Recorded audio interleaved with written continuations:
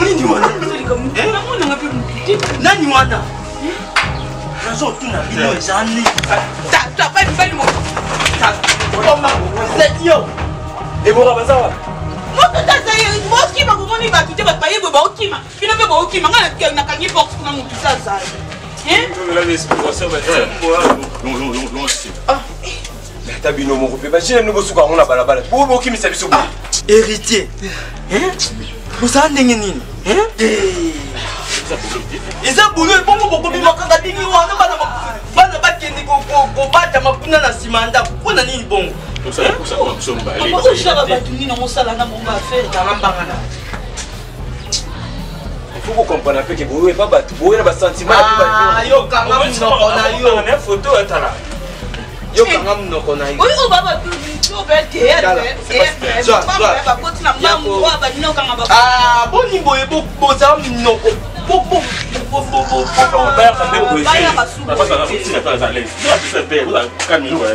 yo peut te vivre dans mon pédé na comprendre que connais ça kapuka héritier yo bilambo yo sokolaté sokolaté papa pe ba fait seulement bien boye penendo la ta mama dongoma atina ki ngona souhaite boye na bato boye chaka bato bokalela te nini hotel yaza tala yo zo sakana ngai tala yebisa madongoma bayana ngoma hein ya feta ya tala ba faire on sala na ba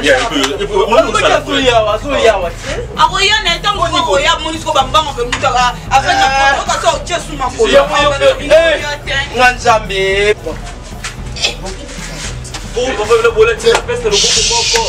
c'est bon on prend un cadre on tous à l'ibota. Tu peux compter sur ma bêtise, tu peux compter sur ma bêtise. Tu peux compter sur ma bêtise. Ok, nazo ya. Nazo. Oh, c'est la nazo. Bébé t'es chaud. C'est bon, ok.